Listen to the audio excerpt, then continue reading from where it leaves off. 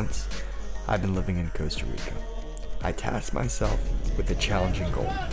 Not just documenting billfish tournaments, which is tough enough, but also putting these videos together in a way that everyone can understand.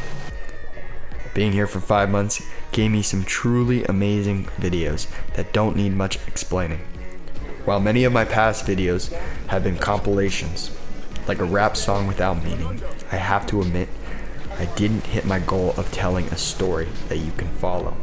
I'm gonna do the best I can with what I got. For those of you who have already fished tournaments, you might get it.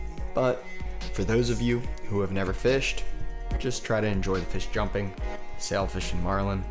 I'll be back for another season, and I think I'll do a better job breaking it down. Undoubtedly, our boat and team, Miss Emma, are the underdogs of the Costa Rica tournament circuit. There are so many reasons why, and while I don't break them all down in this video, trust me, we are. Professional fishing is comparable to most major sports leagues. There's a season, team practice, and of course, the tournament. Our season kicks off in early November and wraps up in March. Every team relies on their boat, which demands constant maintenance. Our season literally starts with that, and November consists of painting and making sure the engine runs perfectly. That leads us to December. It's entirely dedicated to practicing and gearing up for tournaments that run from January to March. Let's quickly touch on how these tournaments work. The billfish tournaments here in Costa Rica are release-based, meaning every fish caught is documented, then released. Simply put, the teams that release the most fish on a tournament day wins. Only 2 species count for points. Marlins, worth 500 points, and sailfish, worth 100 points. Now that we've covered the basics, let's jump right into the first competition, leg 1 of the Sueños Triple Crown Billfish Tournament. I'd like to see any professional sports team player to document their own game while playing it, because that's exactly what we did. And for that, the MVP of leg 1 undeniably goes to Thomas. Thomas captured the only footage of the whole tournament, so unfortunately, leg 1 did not go as planned. We certainly did not end up in first place. Instead, we were faced with maintenance issues, specifically squeaky bearing. As you can see here, we're trying to fix it in between tournament days and at night. Now, the noise is absolutely not an excuse why we lost the tournament. The team simply didn't catch enough fish. However, most people would argue that the way the boat sounds absolutely affects the fish bite. A month passed, and the problem seemed to vanish completely. Until the day before the next leg of the tournament. This put us in an incredibly tough spot. Our choices were this: either risk fishing another tournament sounding like this, or pull the boat out of the water with hours to spare and change the bearings entirely. Of course, we chose the second option. This meant heading 50 miles away from Los Sueños Marina just to get the boat out of the water. What followed was truly crazy. We ended up in a small local fishing village where we witnessed Costa Ricans pulling out our boat from the water using nothing but ingeniously repurposed train tracks. And on top of all of it, we weren't the only ones. Team Outlaw, another boat from the marina, was also getting hauled out right here.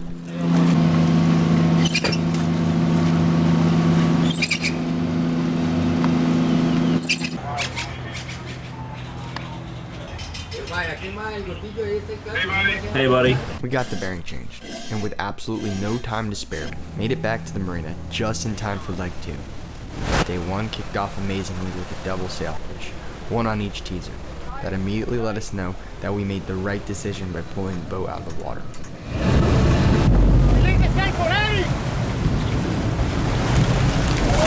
Oh, damn. Oh shit! There's a big one there. Solid coming in the boat.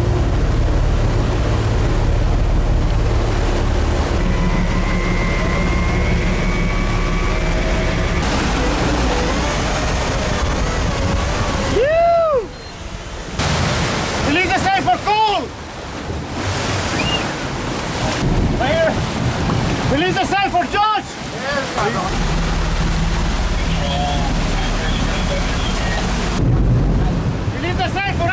Despite our efforts, it wasn't enough to propel the team up the ranks.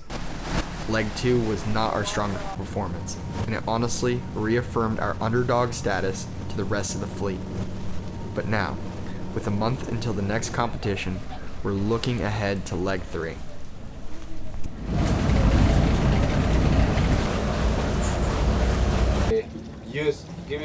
Heading into leg 3, this was our final chance. We knew we had some serious ground to make up if we wanted to place overall, but beyond the standings, our real focus was gaining respect within the fleet. To do this, we needed a tournament win or even a daily.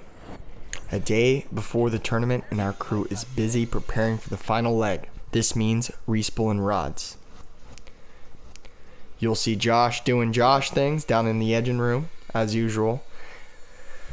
And this leg also brought a crucial new addition to the team, Reed. He's our designated cameraman. We're here at the dinner. Okay. We are so Thank excited you. for Ashley to Servers, speak. don't forget. It's Thursday, day 1 of leg 3 of the Triple Crown. We have everybody here. Josh, What, buddy? What day? your time to shine. It is Thursday. Good morning, Ashley. Miss Emma checking in.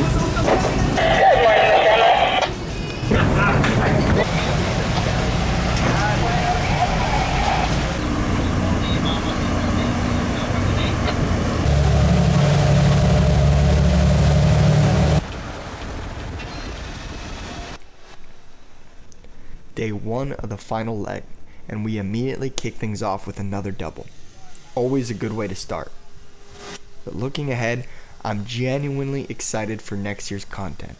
I'm planning a better system for organizing footage and gathering more data, so I can show you exactly what every fish means for our standings both overall and in the current tournament. I can even do this for the daily competition. It'll give you much more context to the story. This also means you won't hear my voice as much, which I am most excited for.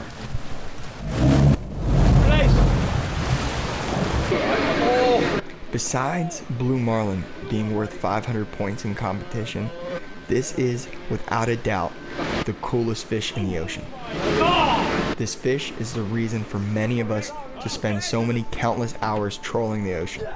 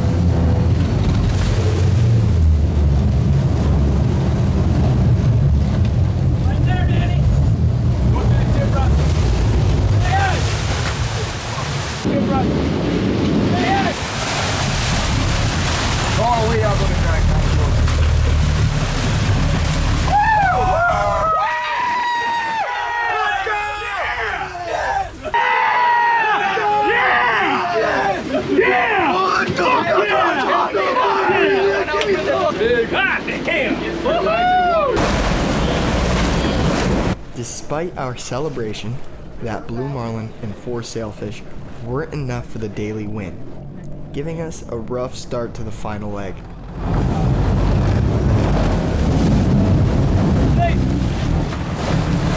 Which now leads us into day 2. That's bright. 5 a.m. Whoa, pole. 5 a.m. and I'm flipping out.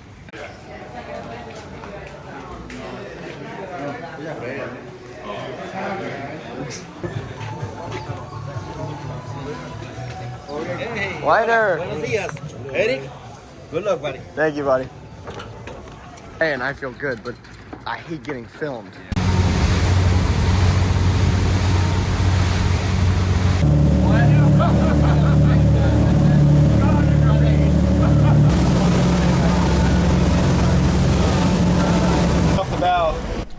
Yes, forgetting the teasers at the dock. Only people that tournament fish would know how this felt. Luckily, we had friends that could give us a hand. Go! It's almost a given that we have a designated cameraman and we're the most prepared for footage for leg 3 and have the least amount of action and the least amount of fish out of any of the legs. It's just the way it goes. Luckily, we had Reed and a pretty entertaining observer for day 2 because besides that, not a lot of fish caught. God damn, I make the news squeak. Hit his ass with these blue tips. Cause these niggas won't shoot shit. Cause these PRs they step behind my thought they was running shit. I had like how I came through, dripping like a hole in the cup. Everything ticks when I'm rolling it up. Bitch throwing back what you holding it for. By the end of the night, I be folding you up.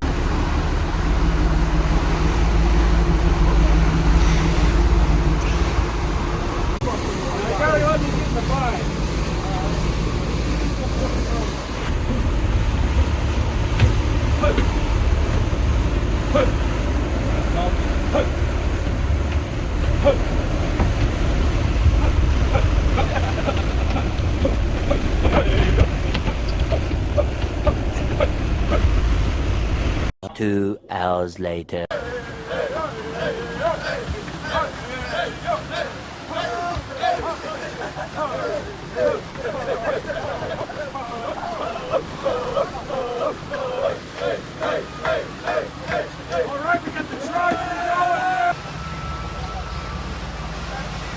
I just met him last week. Right along, he's getting bit, Dad. Release, release.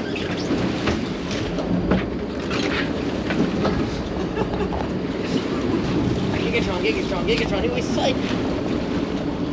Yeah, buddy.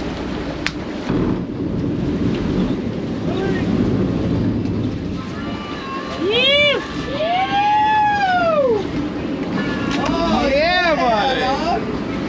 Yeah. A double keeps the day entertaining, but 4 fish for the day does not do us very well for the overall standings. There is one more day and one more chance at a daily.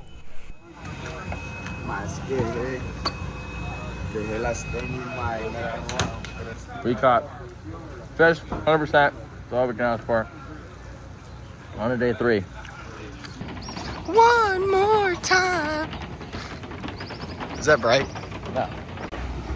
Oh, that's sus.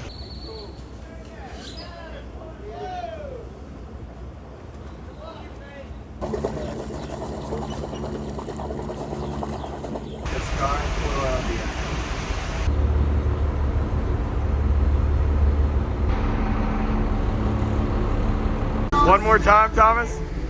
One more time. One more time, buddy. One more time. Yeah, come on, all right, we're gonna celebrate one more time.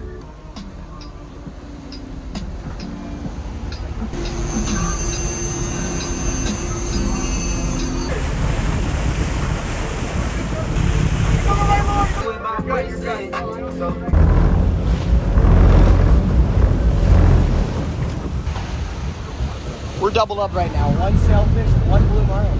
Wow.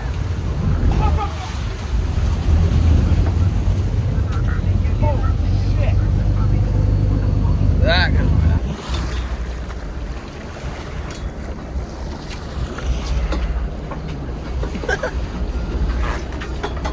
Dog was on the bow. Whoa, what's going on here? Who's that come walking boys right there? Jesus. So after all that, the hard truth is we didn't do very well in the tournament standings. It certainly wasn't the podium finish we were aiming for, but here's the thing about fishing and being the underdogs. Even though we didn't win, we're out in the water, fishing, surrounded by amazing people, and ultimately having a good time. We'll be back next year, bringing more competition, having a larger goal in mind, making sport fishing a more watchable sport. We believe that we can help more people tune in and truly follow what these tournaments are. Very fortunately, we had a very stressful last 25 minutes and it ended up working out.